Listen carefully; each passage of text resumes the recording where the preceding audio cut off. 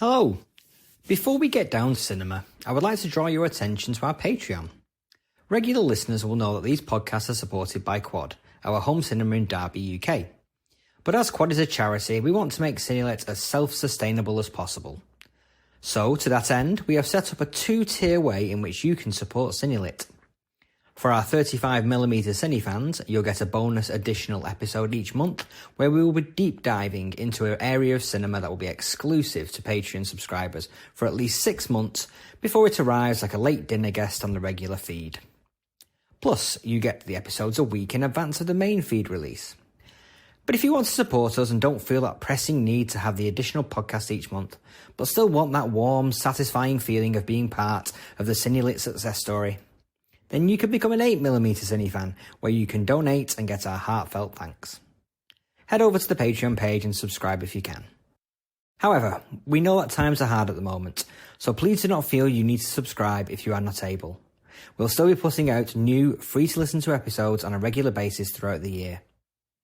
Now let's get back to your regular scheduled broadcast.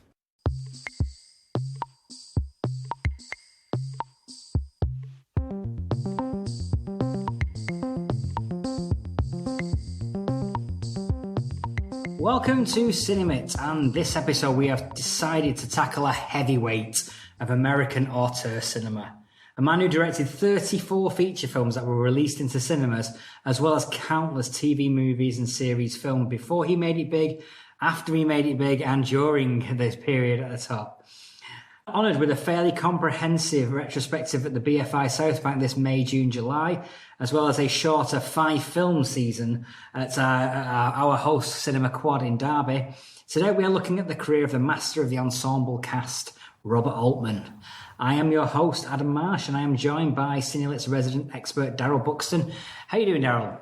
Very good, thanks, Adam. And Altman's a big favourite with me. I've loved his films over the years, so looking forward to a chance to chat about them and talk about some of the weird connections and weird sort of overlapping things that he puts into his films. I have to be honest, Daryl. I've seen a lot of films in my years. Altman is a fairly big gap in my viewing history. I think I'd seen maybe 3, maybe 4 of his films. So 4 out of 34. It ain't a good basis for doing a podcast. So I've pretty much binged about another 10 or 12 films in the last few weeks to try and get up to speed on this. Yeah. Have you found that he's a filmmaker who is good for that? You know, if you binge watch his films, have you found sort of themes and connections sort of emerging? Absolutely, yeah. You start to see the, particularly with the ensemble cast ones, they're there for all to see. You can see how like something like MASH begat Nashville, which begat A Wedding, which begat Gosford Park. You know, you can see those connections in this, but also within the storylines as well. I mean, he liked ensemble casts. But equally, the themes and the political themes and the satire that is inherent in most of his films, and the specific political themes that come through in certain films like Nashville, like A Secret Honor, like even in Gosford Park, you know, with the class structure of that, A Wedding, it's got a similar dynamic. You start to see those traits in his work that puts him as an auteur rather than just a filmmaker. Definitely. Altman's films all stand alone, you know, they're all individual movies, but as an overall career, you can see those little overlaps and little almost sort of self-references. You know, he'll use the same actors in similar parts or sometimes in very different parts, but the difference and the fact that it's the same actor sort of says something. He's trying to convey a message there by doing that. Or there are little batches of films that work as clumps together, like he made films on the subject of female neurosis or sort of psychosis in his women characters. Made a batch of ensemble films, as you say, that are all separate but all sort of linked together in the fact that they're all based on the same sort of formula. Did in the early 80s did that series of stage adaptations, bringing stage plays to the screen, and not really doing much to make them particularly cinematic, or maybe an influence on when directors like Lars von Trier have done that later on, in doing those sort of bare minimum, almost as though the film that you're watching is like an acting class or a rehearsal or something. Altman was sort of the master of that sort of style. So you get a lot of sort of similarities between these little groups of films. Yeah, I mean, you saw some of that influence of sort of like the stage play being filmed in this year's Oscars with Ma Rainey's Black Bottom, which is essentially just a stage play film. Yeah. And a few years ago with Fences with Denzel Washington, same playwright. But that kind of style, it's very much a love or hate style. And I love it. I love films that look like stage plays. And I know that people say, oh, it's not very cinematic and they didn't really do much to break it beyond the confines of the room or confines of the scene. It's like, well, I don't care. I like that kind of feel to a film. And yeah, and Altman did a run of those films in the 80s. Yeah, but the thing with Altman is that he can do that, and he can also do films set in the wide open spaces, and he can do cinematic. Absolutely. So he's sort of got everything. He's tried everything, and he seems to be a master of pretty much everything. So I mean, I referred to him as the master of the ensemble cast in my own introduction there.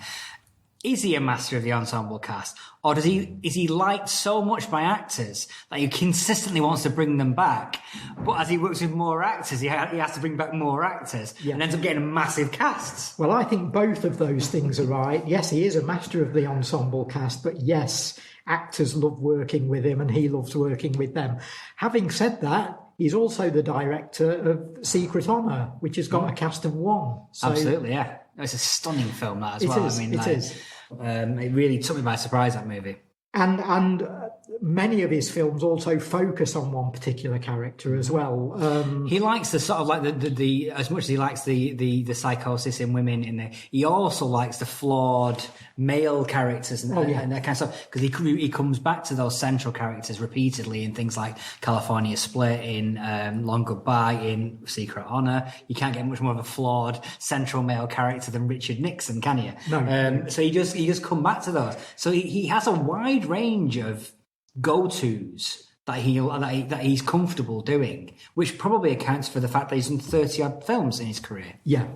Well, let's not start at the very beginning, because he had directed films prior to 1970 and 1971. And lots of TV as well. A lot of TV, yeah. He'd done so much TV beforehand.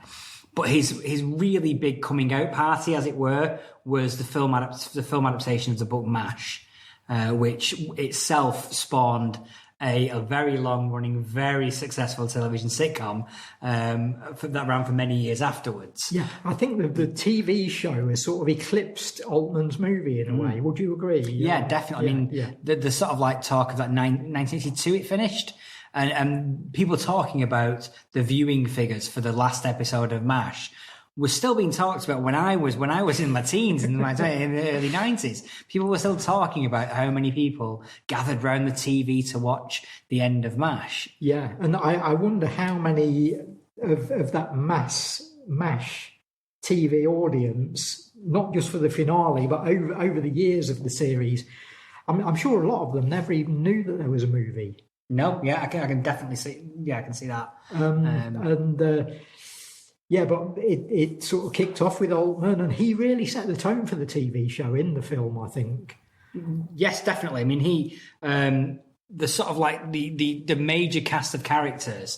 His approach to cinema, in some ways, is very TV, where you set up a new show and you have a wide range of characters, because you know you're going to be running for 20-odd episodes a season, and you need to be able to keep interest levels up and explore different characters.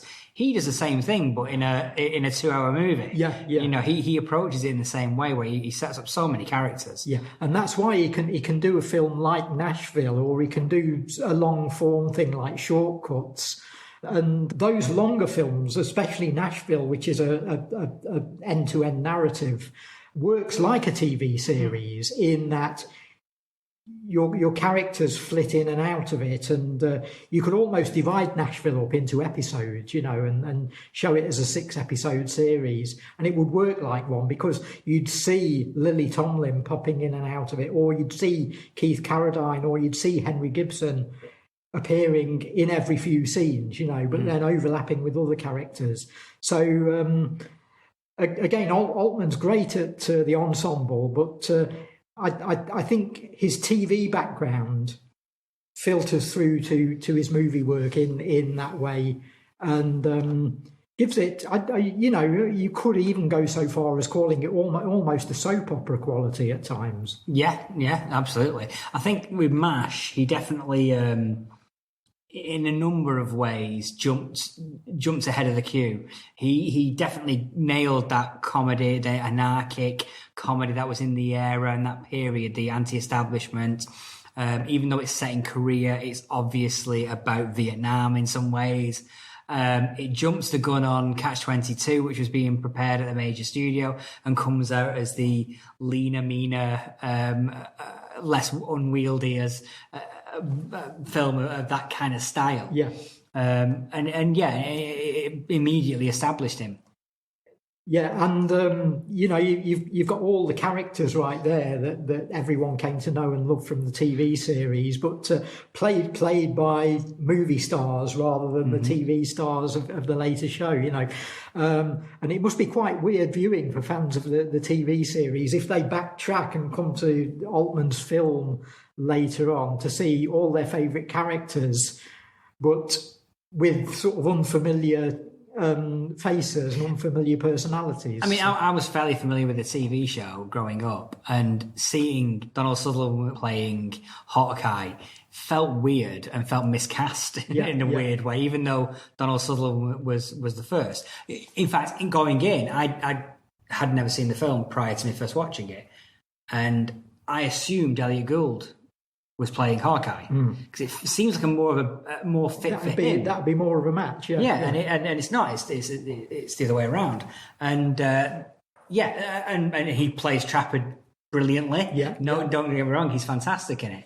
But yeah, it's hard to imagine anyone other than Alan Alda in that role. But that said, I thoroughly enjoyed it, and I think there's certain traits that come into his work early on, even little things like announcing the cast over the tannoy. Yeah.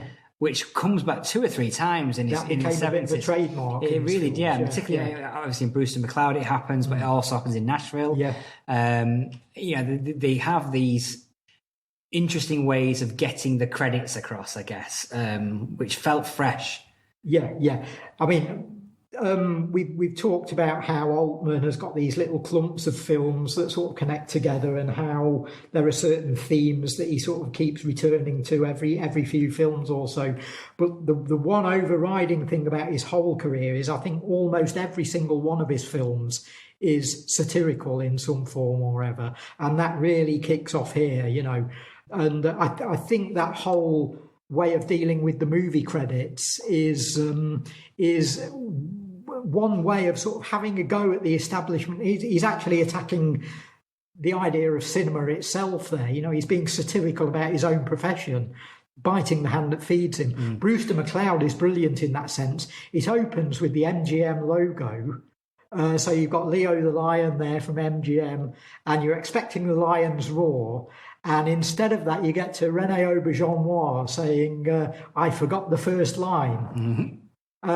What a way to kick off a movie. So, and he comes back to that. I mean, again, in Nashville, at the start of Nashville, he has the credits like a bottom of the barrel TV advertised compilation album. All your favorite hits here at Nashville. All your favorite hits.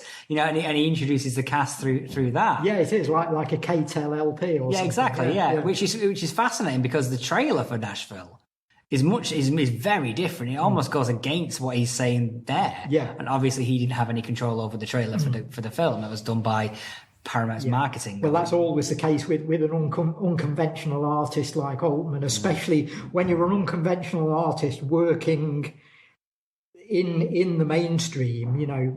your work's always going to be misrepresented wherever they can misrepresent it. So, but the films themselves, he had firm control over and made sure that he got the message across. Yeah, MASH is an almost perfect way for him to start. As you say, he'd made films before then, and there's one in particular that I want to refer to later on. But MASH is very much the first Robert Altman satire, I think, and really sets the tone for the rest of his career. And then he followed that up with Brewster McCloud, which I know you're a big fan of this. I love it, yeah. And it's one of those movies that I recognised was a comedy, and I enjoyed it. But it's like a comedy without any laughs. Yeah. In a straight. Every time it comes towards a punchline, it kind of swerves left instead of right. A very unusual movie, and I think it's a movie I need to watch 2 or 3 times to really understand it. But I could see the influences on particularly on young filmmakers, definitely, and having the Sally Kellerman character as a sort of like guardian angel kind of character. like a muse, running in and out. Is she real or not? We never know. We never find out. We never need to know. No, exactly. But you get those kind of gimmicks in a lot of like 90s wannabe auteur cinema. I think even before the end of the 70s, there's a certain style within the sort of anti-comedy of Brewster McCloud. I think if Brewster McCloud looks as though it's not aged particularly well and is this sort of anti-comedy, is the comedy without any laughs, I think we're probably seeing it very differently to the way that an audience would have judged it in 1970. I think it would have looked really, really fresh then. I don't think there'd have been another film like it, or like MASH for that matter. I think these two films people would have looked at them and said, "Oh, there's a new voice here. There's someone who's telling us something different."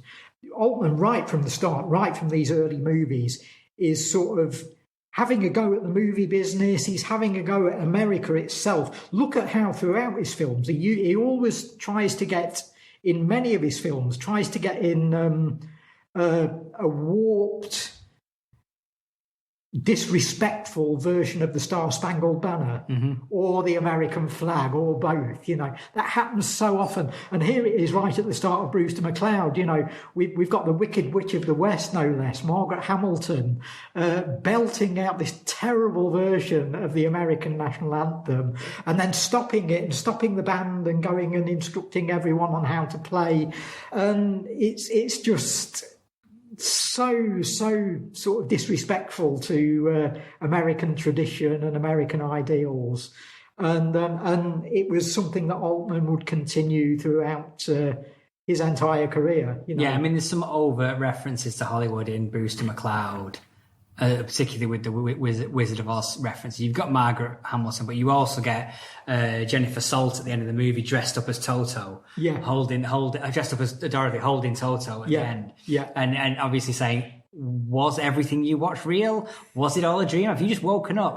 So you were there and you were there and you were there. It's that kind of Wizard of Oz thing again. Exactly. Which you see in a lot of movies. And obviously he'd come back for a more overt satire on Hollywood with The Player in the early 90s. A really interesting movie. It's less coherent than MASH. I think it takes the overlapping dialogue, the sound coming from different areas. Some of it's on-set sound, some of it's voiceovers. It has all those traits that it shares with MASH, but it doesn't have as much coherency, I guess, as MASH. Mainly because you're not quite sure what it's satirizing. It's satirizing America rather than just the war or, something specific. But in a very broad sense, and it's not quite got the focus of MASH, but that's what I like about it. I like the fact that it's very freewheeling, and I love the fact that it's not all explained to you, and you don't know who Sally Kellerman is, but you don't necessarily know who Bud Cort is, who Brewster is either by the end of the film. Is he even real? He jumps back in time to the I guess the dawning of America, the early history of America, with his next film, a snow western, or an anti-snow western, or a western anti. I don't know. It's definitely not your typical western. in many ways. McCabe and Mrs. Miller, widely regarded as a 10 out of 10 movie.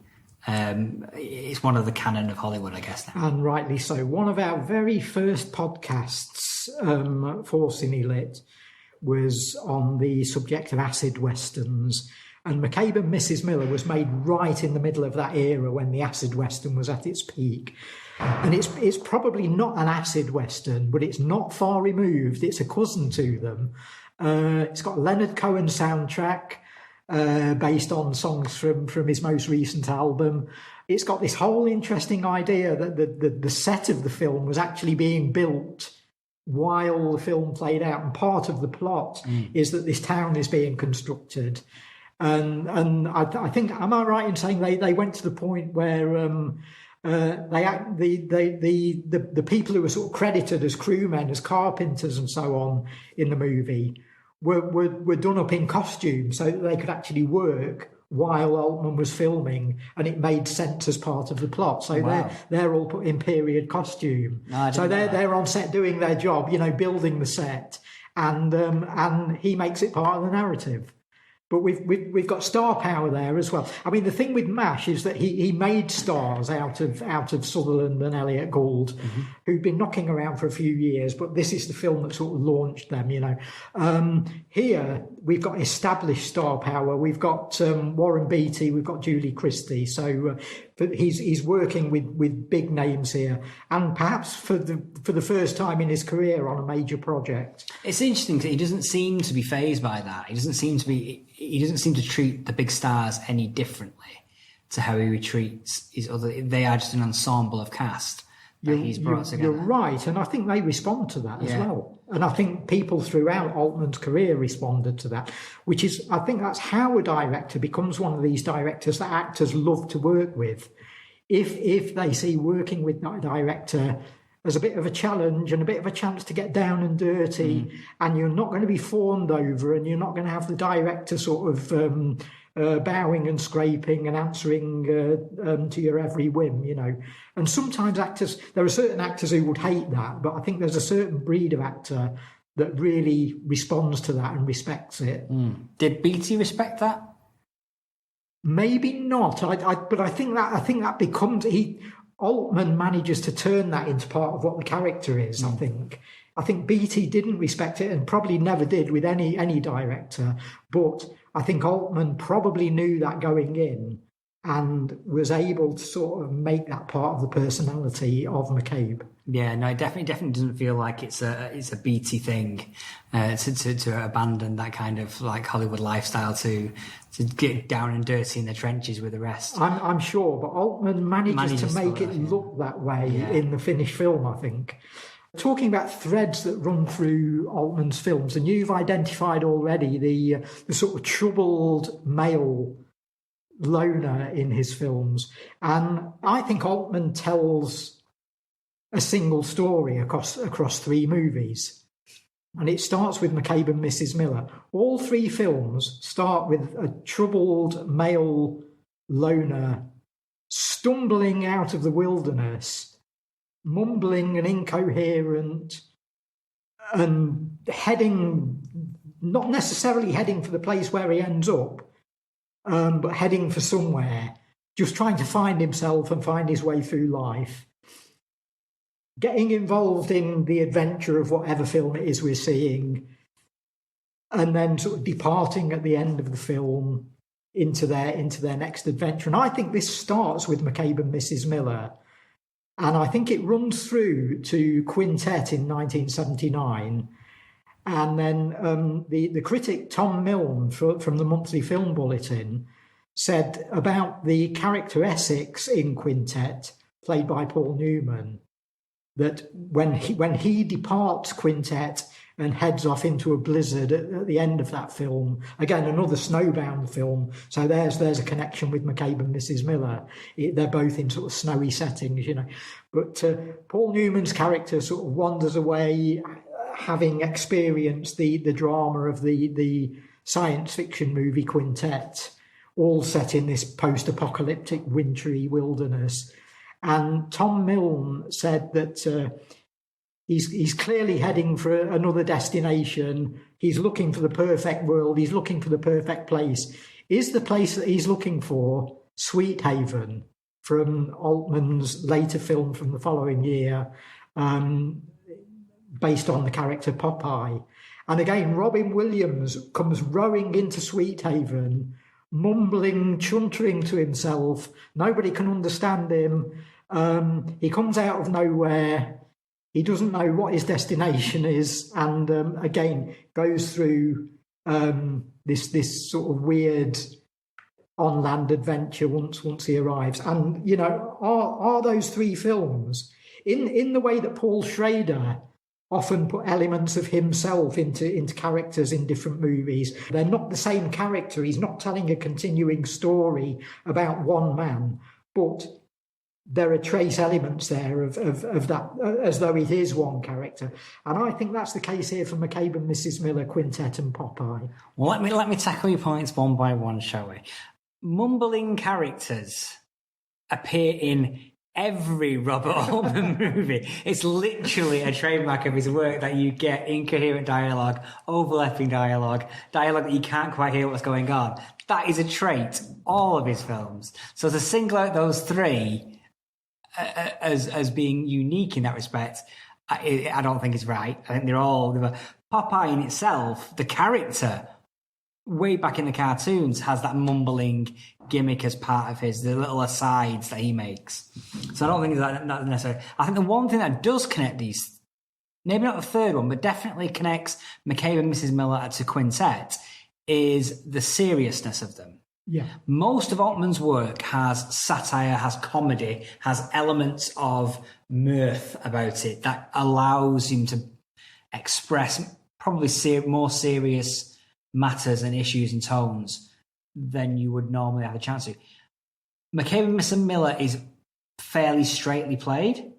Quintet is definitely straightly played. You know, it's almost pole-faced in its straightness. Now, I think all of Altman's films have some element of bleakness to them, but I think you're right. In these two films, they're about bleak. You know, there's nothing else. But I would argue that Popeye's like that as well. But Popeye has the comedy medicine to make the pill go down strong, easier. It has the mirth, it has the slapstick, it has elements like that to allow the message to go down. Whereas Quintet is a slog to get through. Yeah. I mean, McCabe and Mrs. Miller isn't so much a slog, but it's definitely very serious in the way that it pitches itself. Well, as I say, McCabe and Mrs. Miller was sort of made in the year of the acid western, 1971, and Quintet, happily, coincidentally, was made in the same year as Andrei Tarkovsky's Stalker, and it's almost Hollywood's version of Stalker. Yeah. It really is that bleak and focused and I think Newman's superb in it, and it's a film that a lot of people find a real challenge, and I think it's supposed to be. Yeah, I must admit I didn't like it. I find Tarkovsky a challenge as well, so I'm probably not the best to enjoy this one as well, but I just found it like it's like a lot of science fiction made by auteurs who don't do that much science fiction. You always feel like they're approaching the genre like, oh, I can do that better. I can tell a better story than those science fiction movie film people and Minority Returns. And they make it, and the basis of the story is the most basic of sci-fi stories. And they just put on lots of long shots as if it's never been done before. Yeah, exactly. And it's the Emperor's New Clothes all over again. And it's like, and they don't realise, because they're not as immersed in the genre of sci-fi, to know that there's films like that out there and I've done it better. And you are not reinventing the wheel. You are not some sort of genius that's come to the genre and gone, oh my goodness, I can completely reinvent this. Try making a decent science fiction film first and foremost, then try and reinvent the wheel. That would be my advice to the well-respected director Robert Altman. Yeah, I think I like Quintet in that it sort of connects to Brewster McCloud as well for me, in the sense that it doesn't explain itself. It throws you into this world and it leaves you to try and work it out. And at the end of the film, you realise that much as though you might have enjoyed Brewster McCloud, you've not worked any of it out. And I think the same's true for Quintet. And I'm not sure you're supposed to work it out. I think that might be the point of both of those films, but I'm not sure. I think it's definitely, if you're talking bleak, it's definitely a bleak storyline with no hope. There's no hope in this movie at all. But also there's no access point for the audience. There's no in-character for that. I agree, but I think that's Altman's intention. Possibly. I think it's depending on the individual viewer, I think it works, I think, or it can work. But I'd say that's true of Popeye as well. Yeah, probably as well. But for me, they both completely missed the mark for me. Okay, yeah. Well, Altman can be divisive like that. Yeah. So, I found Quintet, it's a snowbound, isolated world, and it's cold and uninviting, and the characters are cold and uninviting. So it's like, it just didn't engage me. Yeah. So, if I'm connecting that and McCabe and Mrs. Miller, what's your take on the earlier film? I think the McCabe and Mrs. Miller, maybe it's because it's a more recognisable world, and I think you are playing out the tropes of a Western. A gunslinger wanting to turn his back on his back, possible gunslinger, wanting to turn his back on a previous life, and people come hunting him down. He's forced into a confrontation. Yeah. That's like the plot of 7,000 westerns, all made between 1950 and 1960. It is, but as I say, this is the era of the acid western, and Altman sort of almost independently. In doing his own thing with McCabe and Mrs. Miller, he's sort of echoing what's going on elsewhere in the early 70s revisionist Western of the times. He's sort of doing his own version of that, and you sense he's doing that without having seen El Topo or Zachariah or any of those films. No, definitely. There's not so much of the hallucinatory imagery in this movie. It's more about it's almost like a more realistic Western. Yeah. In the sense of like, there's no heroism. Heroism doesn't enter into this world of the Western. He's not a hero. She's not a hero. He's a manipulative businessman trying to get ahead, and other businessmen have come in to take his place, basically. And she runs a brothel. They are not characters to be idolized in Altman's, or equally, they're not characters to be despised either. Yeah. They are just characters. They are people living in their world, trying their best to make their way in the world. Yeah. Let's have a little talk about Elliot Gould, shall we? Because Elliot Gould looms large in this period. He's in MASH. He returns for The Long Goodbye. He crops up in Nashville. He's in California Split as well, which is just after Long Goodbye. So you get him appearing in a bunch of different roles and establishing himself as a star. Yeah, well, Altman made him a star in MASH, I think, and then in that early 70s period, I think he became a big Hollywood star. And I think he never forgot Altman and always would come back for him, even to the point where he just does a little walk-on cameo in Nashville in a great scene, but playing himself even in that. Yeah, so, but he had to. It's not a case of like Robert Altman just getting California Split. He wasn't the first choice. No. And Robert Altman wanted somebody else, and it was the writer and Elliot Gould getting together to try and convince Robert Altman that he was right for the role. And you'd think, well, surely Robert Altman knows by now what Elliot Gould can do, but not even that case. And he comes in and puts on a blistering performance in California Split. But he's a perfect depiction of that flawed male character that Altman comes back to. And particularly in these two movies, The Long Goodbye, an adaptation of Raymond Chandler book by Lee Brackett, modernising it to the 1970s. Yeah, and which upset a lot of people at the time. Yeah. There were a lot of purists or people who thought they were purists who just reacted so strongly against that depiction of that character. What do you think was their problem with it? It's weird because I think your traditional film noir hero or your sort of leading detective figure, as played by Humphrey Bogart and so many others, is usually a bit of a bum. You know, they are usually a bit of a dishevelled, downtrodden loser. You know, I think maybe people had slightly distorted that picture in their minds and thought of the likes of Bogart as being sort of heroic figures, and I think all Altman does, again, is just like he did in McCabe and Mrs. Miller. He just plays it as real. He shows it as real and gets Elliot Gould to play it as, you know, just play a guy living your life, you know, going to the store and what have you.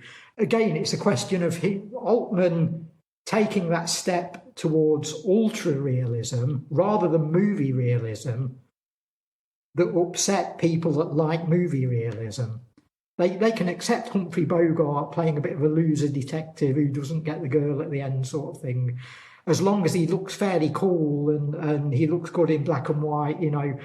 And I think, you know, having the story set in at the time it was filmed and having Gould slightly more sort of downtrodden and dishevelled just sort of emphasised that fact to people, and people didn't respond to it. It's kind of weird. It's much more in line with the paperback boom of detective fiction of the 1950s, where characters are a bit more sleazy, they are a bit more downtrodden, they are a bit more living in the real world. Yeah, sort of Mickey Spillane type. Yeah, those kind of characters are a bit more real than the hyper real characters of Bogart and things like that. I think one of the interesting way that he approaches structure, The Long Goodbye. A lot of those detective stories of the 1950s are about the detective discovering clues, building a picture of what's gone on, and then unveiling the killer, the murderer, the device, the plot, whatever at the end. Whereas this is much more shambolic in a way it builds its picture. And it's almost like, instead of building a case, it's like having most of the jigsaw that's covering the real picture, and he's slowly just pulling the pieces away and revealing the picture. Yeah. In almost like, he's not even detecting as such in this movie. He's just turning up at places and getting a piece of information. It's like, oh, we're okay. And then they pulls that little piece away, and then it slowly starts to unveil. And it's like, maybe they just think he wasn't working hard enough to be that detective. He's not done anything special. It's like, well, most detectives don't do anything special. They just do the dragnet of turning up, interviewing someone, getting a bit of piece of information and moving on. Yeah, there's no great Sherlock Holmes style leaps of deduction involved in this storyline. Yeah. Of course, we've got Columbo with Peter Falk on TV around this time as well, and you know, not a million miles removed, I think, from Elliot Gould here.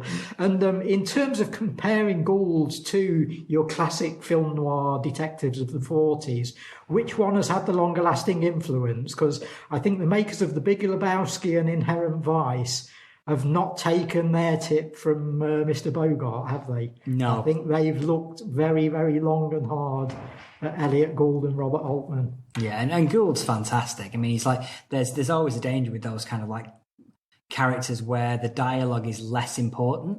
The dialogue's there and it's been written, but half of it is mumbling to himself. Yeah. The other half is like, it's thrown away from the camera where you can't even hear what's going on behind the side. So it's more about the charisma he exudes on screen.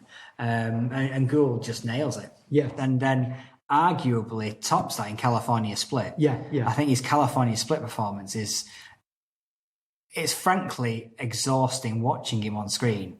Because from one character who's like shambolic, lazy, a bum, is kind of just like ambling through the movie. And then you move on to California Split, which is like next couple of years later. And he following year. And he's basically a whirlwind of energy. Yeah. And it's almost like if he stops talking, he's going to explode. He's got to keep talking. It's like, and not in a manic kind of New York kind of way either. Yeah. It's not like a Joe Pesci kind of character where he's like nervous energy. There's just a natural energy to his performance in this, which could be further away from Marlowe in Long Goodbye. Sure. And I think that's indicative of a great actor-director relationship, you know, whether or not Gould was the first choice in either of these films, you know. I think Altman and Gould working together is, and you throw in MASH to that as well, and you know, it's a director allowing an actor to show his range, and the actor responding to that. I read a quote from George Siegel about this movie, and it was actually a quote to the writer, and there was a writer doing it. He says, George came to me one day and says, I don't know what to do with this guy. He's like a frigging octopus. He's like, his arms are moving all over the place. I can't get a hand. I'm trying to, and he says, don't try and outact him. Just do your own thing and it'll be a natural balance. And he does. And it's a nice balance for those two characters. You know? There's one character that's going to change his life, and it ain't Elliot Gould. That's all I'm going to say. But yeah, a really authentic gambling movie. You don't see that many gambling movies that are done as authentically as this. Again, it's real. It's real. You depict that world of like these small clubs where people are playing poker and having that little hot streak that he has. And him just saying, like, I didn't feel any different when I had the hot streak. And it's just like his eyes are open to the world of gambling, but not in a sort of like big heroic Hollywood moment. It's just like a depressing realization of his life at that point. Yeah, I mean, I talked then about Altman allowing an actor to show his range. I think it allows Altman to show his range as well, because this is a director where we've already talked about MASH and Brewster McCloud and these sort of satirical, wild comedies. You know, they're not set in a recognisable real world, are they? You know, they could have been. You could have told either of those stories in a very realistic way. He didn't do. He tells them in a sort of larger than life way. But as we've discussed in the past couple of movies, he can then do that ultra realism, and then move away from that again and go back to the sort of fantastic or the broad and the satirical. You know, and Altman's able to sort of dance through all of this, and he's, as a director, he's got the range of a good actor. No, absolutely, and that's shown throughout his work. We get now to arguably his masterpiece, a film that's being reissued into British cinemas imminently in the next few months, next few weeks. Nashville. We spoke on our episode about the Oscars of 1976 about how it was surprising that none of those films really reflected the bicentenary. And we talked about Rocky being the closest that came to it. And it was a feel-good, upbeat, happy version of 200 years of American history. Nashville, which was made the year before and was up for Oscars the year before, is kind of the complete opposite. That it's not the happy feel-good lap of honor, the lap of victory, is it? It's a stark, fascinating but stark depiction of where America is. Yeah, it's a film. It's a film about America, but not the film that America wanted. Yeah, not at all.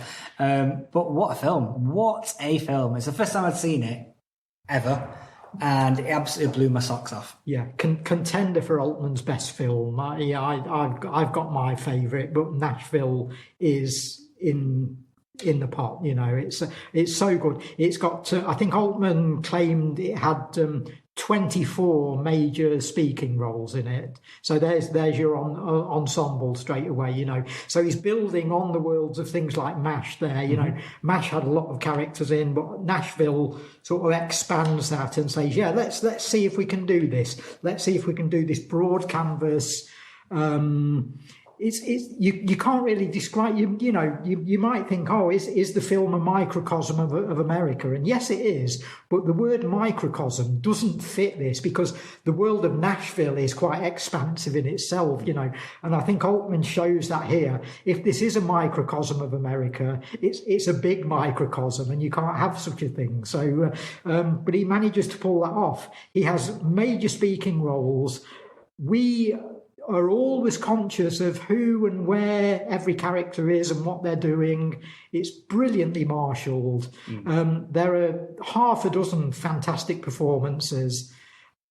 Well, you know, Henry Gibson, let's start with, who's the pint-sized just core of this film. Yeah, I mean, he's fantastic. The king of Nashville. Yeah, and it's not right to say that he's a central character, because he isn't, and it is much more of a. But then nobody is. Nobody is. I say nobody is, but he is one of the linchpins of this film. Yeah, I mean, I'd say, you know, he sort of bestrides the film like Again, you can't use the word colossus because he's about 5 foot something, but yeah, he does come across as colossal though in terms of his character's sort of power within the world of Nashville and within the world of country music. You know, Gibson's playing this sort of huge country music star, you know, and a very orthodox star. You know, there's no new country or alt country here. You know, although Altman does address that at other points in the film. You know, the film seems to be a little bit about the cusp of country music and the changing styles within it, and traditional versus new. But here we've got this character who's representing those very orthodox traditional country values. And the cast actually contributed a lot of their own songs, didn't they? And a lot of their own lyrics to this.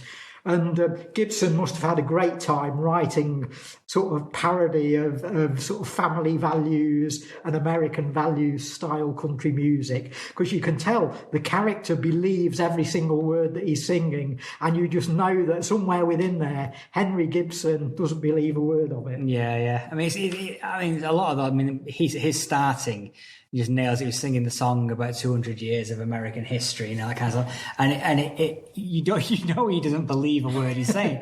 But it's fascinating. It's fascinating, that kind of depiction of country music. I don't know too much about country music, but I know a little bit. And he feels authentic as that kind of like the guy who's been at the top for many years. Yeah. You know, master of the Grand Ole Opry, you know, he's the guy. Yeah. And then you get sort of like Ronnie Blackley coming in, who played the mum in Nightmare on Elm Street for horror fans there. But she's a singer. She is a musician. Yeah. So she worked on Nashville prior to being cast in Nashville. And she's cast as a sort of like Bobby Gentry style singer with a very delicate emotional state, and she's fantastic in this movie. Yeah, I mean, she got nominated for this performance, deservedly so, and is just brilliant. I mean, famously, the Nashville community, the real population of the town and the country music scene hated Altman's film, and I think they professed to have hated it because he got details wrong and he got the music wasn't to their liking. I think they actually hated it because it was so close to the truth. Yeah, it definitely shone that mirror a bit too uncomfortably towards. And interestingly, the modern day Nashville community loves the film. Yeah. I likened this before we started recording today. I liken this to like the film version of the Great American Novel, where the film builds and builds, and you know that there's this time frame of it's 5 days before this political rally that's happening, and you're building towards that, but you don't really know why it's building towards that at all, really, until you get to very near the end. And it slowly just layers characters and layers the plot, layers the storyline very patiently over its 2 hours, 40-minute runtime. And you get about an hour and a half in, and you don't know where it's going, but you just feel like you've eaten a hearty meal, or, you know, you're knee deep in a 1,000-page novel, you know, and you bought and sold into it there. It's very rich, dense, full of layered characters. And we talked about speaking roles. Even the non-speaking roles are important. You've got Jeff Goldblum riding around like the vision of the future. Yeah, doing very, very bad magic tricks. But on that bike, you know, symbolism of he's riding a 3-wheel bike, a la Dennis Hopper in Easy Rider. That's why he's even mentioned that. And he is the oncoming storm of change in some ways. You know? I mean, in those terms as well, we also get Keith Carradine and the country trio that he's part of. They're sort of taking a line from the Byrds and Gram Parsons and the new rock elite that has sort of adopted country in the early 70s. And here's this trio that they're playing country music, but it's not necessarily what Nashville would recognise as country. But you watch that film now, and we've had decades of acts like Ryan Adams and Wilco and so on, and Bright Eyes, and we, from our 2021 perspective, we've got a fresh idea about what country music is, and this seems to be the birth of all that, And Carradine again wrote his own songs for the film, and he wrote a song called "I'm Easy," which is used in what for me is the film's best scene. Yeah. His character's horrible. He should be likable. You want to like this guy. He looks really cool. He's in this trio. They're cool. They're a lot cooler than Henry Gibson. So you want to sort of root for them. You want the story to be these guys come in and they show Nashville that they're the future and country music's dead and we're what's coming next. It doesn't work like that because his character is awful, and he's awful to women particularly, and he sleeps around, and he doesn't honour women, and he lies to them. And we get to the point where he plays this song in a club called "I'm Easy," which he wrote himself and which won the Oscar that year as Best Song. Deservedly so. It's brilliant, brilliantly performed. And we've seen him have liaisons with 4 different women at this point, and they all happen to be in the club. Now, most other directors, that would seem forced. Altman makes it look like the most natural thing in the world that they're all there, because he shows us why they're all there. He sort of explains to us one by one, but without layering it on with a trowel. There's a reason for all those women to be in that club at that time, among this sort of mass audience. And then so Carradine's up there playing the song, and each of the women in turn, and we see the reactions on their faces. And again, there's no dialogue necessary. They all think that the song is being sung to them, and it isn't. So it's a great scene. It's the core scene in the film, I think. Yeah, I mean, it's a fantastic sequence. We've not really talked about the political aspects of this movie as such, and the core of it is all in politics, isn't it? Yeah. You have this presidential hopeful running for the replacement party in Nashville. Yeah, well, Altman, during the 1988 American election campaign, he made an 11-part TV series called Tanner 88. And this was a sort of docudrama type thing where they went out on the actual real campaign trail, and he had Michael Murphy, regular in his films, playing a political presidential candidate called Tanner, who was fictionally running for president, but alongside the real candidate. So they're sort of filming these fake scenes of him doing rallies and interviews and so on, and it's being intercut with the actual campaign trail. And Tanner 88 is a great TV masterpiece, but the roots of it are in the Hal Philip Walker, the replacement party campaign right here in Nashville. I mean, it's fascinating that you have this clear image of who Hal Phillips is, and you never see him. You never see him in the movie. It's a voice in the darkness, in the wilderness. Yeah, and again, it's people wearing button badges, and Taxi Driver did much the same with its political campaign with the Palatine the following year. And I wonder if Scorsese sort of took a few tips from Nashville there. Yeah, possibly. Yeah. We do see Palatine in Taxi Driver, but the main thrust of the campaign is all about these posters and buttons and badges and things and announcements and so on.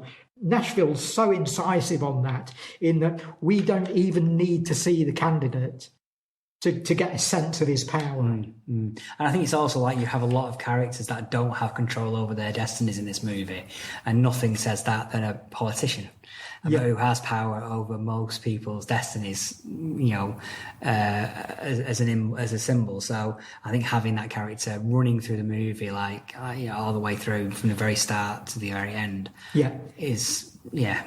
And the idea with this character and with the whole campaign was Altman wanted to have written into the script of Nashville a political candidate who said all the things that he himself and the writers and anyone he asked involved with film, he sort of said, what if you wanted a politician to tell the truth and to sort of say things that you wanted to hear, what would they be? And that's how the whole campaign was written.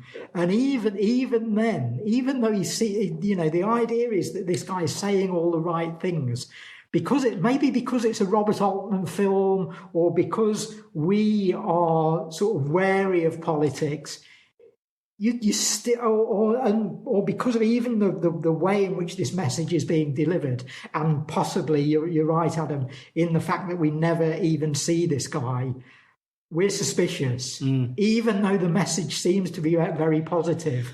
We are wary of it. Yeah, well, you have that. We don't believe it. You have that whole sequence where the woman's talking about John F. Kennedy and about how, we voted him in Nashville, and basically mainly talking about the Kennedy brothers and the death of democracy in America, the death of that kind of, the idea of change through politics.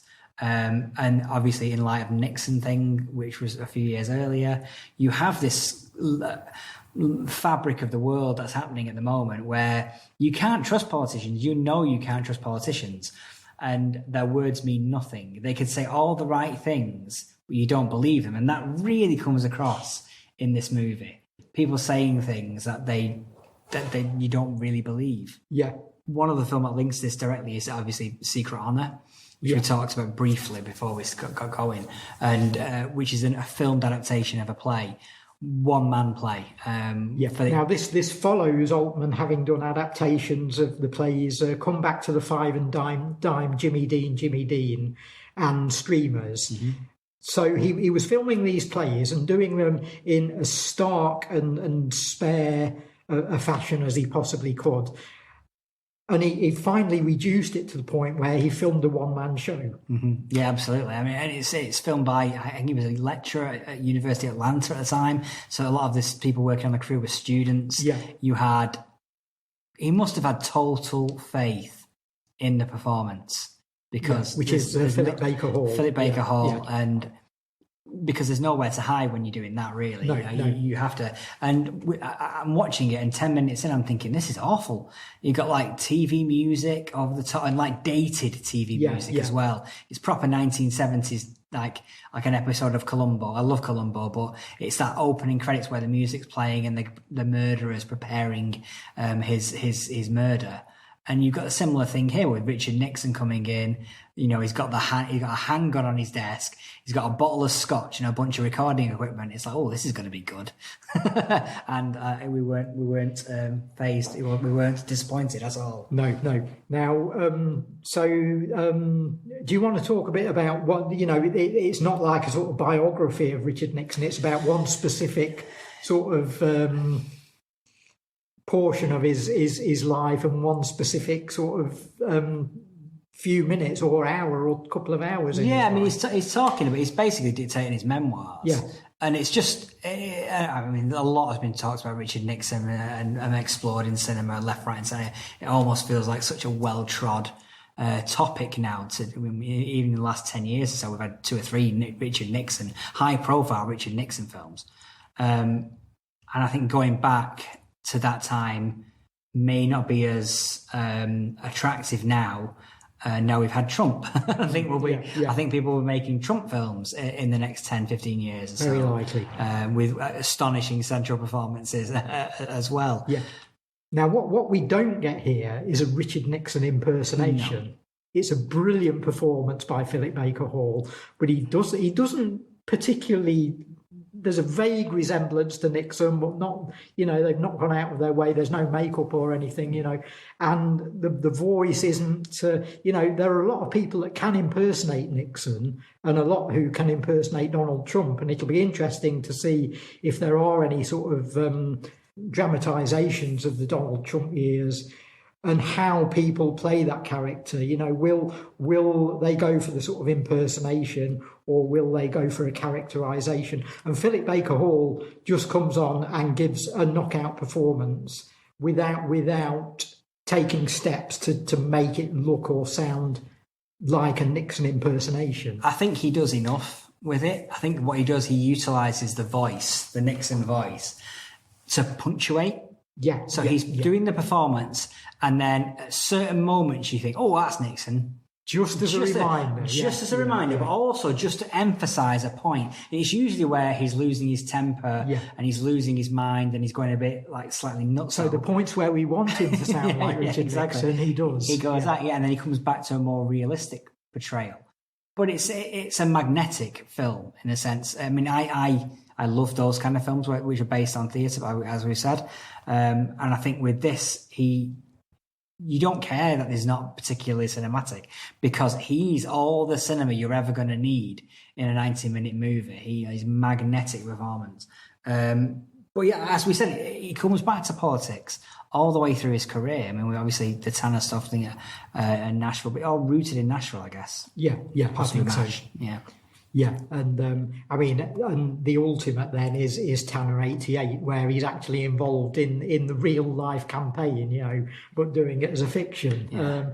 I think he revisited Tanner, didn't he? Yes, he did. There was a series 2004, I think. Yeah, that's where they sort of look back on the 88 campaign. So again, that's a 4-part show, again directed by Altman. Yeah. Should we talk about his psychotic women? Yes, that's another trait of his movies that it comes through. I mean, it's an area that I'm not as familiar with. I'll be honest. I had lots of plans to see Three Women images, and I just got overwhelmed by the amount of Altman I hadn't seen. That I ended up watching 12 films, and none of them were those 2 films. But it's a definite strand to his movies. Yes, it is. I think the trilogy really for me is a film that precedes MASH. Actually, it was made the year before MASH. That Cold Day in the Park with Sandy Dennis. That was made in 1969. Images was made in Ireland in 1972 with Susanna York. And then Three Women, which is made with Janice Rule, Sissy Spacek, and Shelley Duvall, Altman's regular. Mm-hmm. Three Women is very sort of Bergman-esque, yet another Altman film where no answers are given to you whatsoever. The basic idea of it is it's a film about 2 women, basically, despite the title. Janice Rule, again, plays a sort of muse-like character, not dissimilar to Sally Kellerman in Brewster McCloud. She sort of flits in and out of the action, almost representing a sort of Earth Mother type figure, heavily pregnant and keeping an eye on what's going on in the world around her and the situation we're watching in the film. I don't think she gets any dialogue, although it's difficult to say, actually, because sometimes you don't know who's talking. But the 2 central women in the film are played by Sissy Spacek and Shelley Duvall. Now, these are 2 actors who look, you know Sissy Spacek, you know Shelley Duvall, you know that they look and always have looked completely different. Well, this film goes where films like Persona and Performance had gone before. It's about not only identity theft, but identity theft in that sort of fantastical way that you'd seen in those earlier films. This isn't single white female where someone is setting out to impersonate somebody else. This is much more mystical. And the first time you see Sissy Spacek sitting on her own in the movie, you sort of look twice and you go, oh, I know Shelley Duvall's in this film. Is that her? Mm. It's almost impossible. I can't figure out quite what they've done, or whether they've made Sissy up in a particular way, or what. I mean, as much as you say that, maybe it's because subconsciously I knew about this movie, but I always had them as similar, relatively similar looking, not bang on twins, but. Yeah. In the same ballpark of I can see what you mean there, Adam. But when you watch Three Women and you see them in a lot of scenes together, they look completely different. Yeah.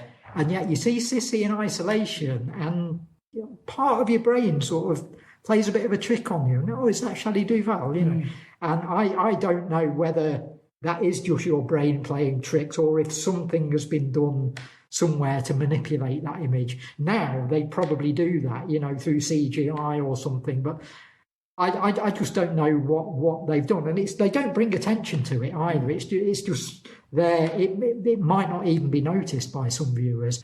The idea is that Shelley Duvall is working in this weird. Apparently, this was a real place. It's some weird sort of rehabilitation place for old age pensioners, where they sort of they're residents there, but they've got like a swimming pool and a spa, and they go down and exercise for 10 minutes every day, whatever they can manage. And they've got this team of young female assistants who sort of help them and hold them up in the pool and things like that, and give them massages and stuff.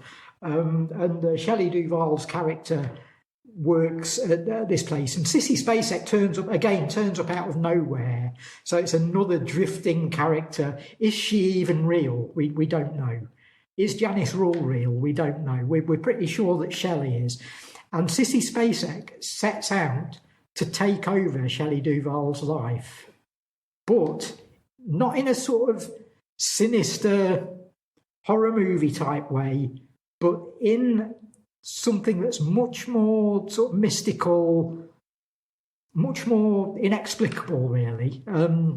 Very, very, very fantasy sort of orientated. And these three characters all sort of drift around each other through the film, and there's all kinds of symbols. There's these weird paintings on the walls and the bottom of a swimming pool in this sort of ranch bar sort of thing, which is a bit of a focus for the film. There are suggestions that Janice Rule's husband has been murdered by one or two or possibly all three of the women. There's a very enigmatic final scene where you're not sure who's who and who's speaking. There's a voiceover, but you're not sure whose voice it is. And again, it may be that they've layered two or three of the voices over each other. Don't ask me to say what the plot is. It's so Bergman-esque and so freaky. And it was the third film of this little trilogy that Altman had done, starting with That Cold Day in the Park, which has Sandy Dennis as this very lonely, isolated woman living in an apartment. She befriends this young male character who doesn't speak for the first half of the movie, and you gradually sort of think, is this being done as a sort of affectation or what? And then you conclude, oh, he must be a mute character, and then he does speak unexpectedly, and all of your expectations go out the window, and they have this strange sort of relationship. And she just can't really relate to other human beings at all, though. And it doesn't end well. It ends horribly, in fact. And then on to Images, which was shot in Ireland in the early 70s. And this is another weird one where Susanna York is playing an author of children's books. And Susanna York had actually just written a children's book herself, which is the book in the film. So you've already got that thing going on. Is this the actress? Is this the character? She's living in this isolated cottage in Ireland. She may be living there on her own. She may be living there with other people. There's another female character played by the actress Catherine Harrison. And her character's called Susanna. And Susanna York's character is called Catherine. All the male characters, including René Auberjonois is back, have all got each other's names as well. So the real names of the actors are used for the characters, but they all swap. So there's all this identity shifting going on. And you're never quite sure whether Susanna York is seeing these people or if they're really there. And things seem to be moving around the house. Locations change. All kinds of things sort of shift and merge into one another. Again, it's almost completely plotless. And is a picture ultimately it's a picture of a woman whose mind is just fragmenting and breaking up. Was this a scripted movie, or was it one of the ones that Robert Altman decided to do improvisationally? Because it's credited as being written by Robert Altman and Susanna York. Yeah. Which makes me feel like they got in a house and went, right, let's do this. What are we going to do? There is an official script credit. You're right, but I gather there's a strong element of improv there. Yeah. We're in the world of films like Repulsion. I was about to say it sounds very much like Repulsion. Yeah, and it's Altman out of America as well. It's filmed in Ireland. It's a British movie, British production, and very, very much in the tone of lots of British cinema of that time. Well, again, it's left up to you to decide what's happening. So there are so many Altman films like this, from Brewster McCloud and that Cold Day in the Park onwards. Often you don't get explanations. You maybe don't even in Nashville. It's funny. Robert Altman considers this his only horror film. And having watched a whole bunch of his films, he's so wrong on that. Oh yeah. Well, most of his movies are horror movies. You can certainly add that Cold Day in the Park and Three Women to that, and quite a few more. Definitely. Well, I think a lot of his political ones as well have the element of horror as well. Yeah. That's kind of covered mainly a lot of his themes and plots. Obviously, he carried on directing way beyond the 1970s and 80s. But a lot of the themes that he established in his work, the ensemble casts, the male flawed psyche, the female breaking down psyche, plot lines, tended to carry on throughout his career in different forms and different ways. Yeah, example there is that Julian Fellows wrote Gosford Park, which was his sort of preamble to, what's the TV Downton show? Abbey. Downton Abbey, that he's famous for. And this was his sort of proto version of that, his sort of prototype for Downton Abbey. And he wrote this script and was sort of shopping it around, and Altman got to see it.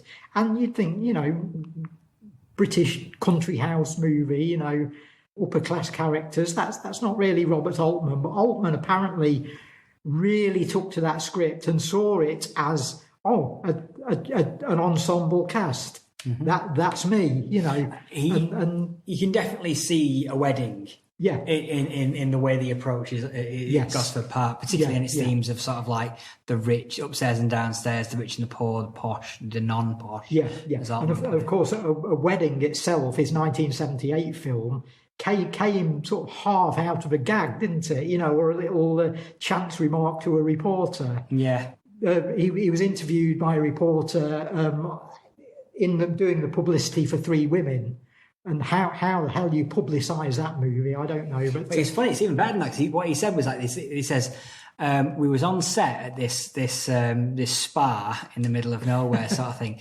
And then out of the shimmering haze of the desert emerged this reporter from like a small magazine in Texas who come to interview us. Yeah. Almost like it's the Geraldine Chaplin character from Nashville, which was 2 years earlier. Yeah, so, or any number of characters that come out of the shimmering haze or the snow or whatever, And he depicts that meeting as if it's one of his movies. Yeah. And she says, what first question out the gate was, what's your next movie about? I'm still doing this movie. That's what he's amazing. I'm like, I'm still doing this movie, never mind that. But he said as a joke, we're going to do wedding videos from now on. Yeah. And that obviously stuck with him. The joke being he's doing it. But arguably, as I said to you, arguably, a wedding is a perfect setting for an Altman movie. Ideal, as it proves to be. So Gosford Park and the next film, The Company, with Malcolm McDowell, shows that he was still capable of doing, and even his last film, I guess, Prairie Home Companion, harks right back to Nashville, really. What a way to finish. Yeah, so, absolutely. Yeah. Again, you're in that world of sort of old-time music and old-time radio and stuff. And again, so with those final three films, he's sort of showing, you ensemble fans, I've still got it.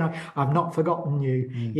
There might be no more secret honours from me, but you're well catered for. But His and the satire never left him either. The Player, which became one of his biggest hits, and perhaps the film he's best known for, really, I think, amongst possibly. modern audiences. Yeah. There's 65 major parts in that, although they're much, much shorter, obviously. They're not quite as expansive as the ones in Nashville. But a chance for lots and lots and lots of massive Hollywood stars to get a chance to work with Robert Altman, and boy, did they queue up to do so. Thank you very much, Daryl. That was an exhaustive run of looking at Robert Altman movies. We will be doing a season at Quad in July. Hopefully we'll see you there for some great Robert Altman movies of the 1970s. I want to thank BFI and Quad for supporting these podcasts, and we will see you again in a couple of weeks' time. Take care.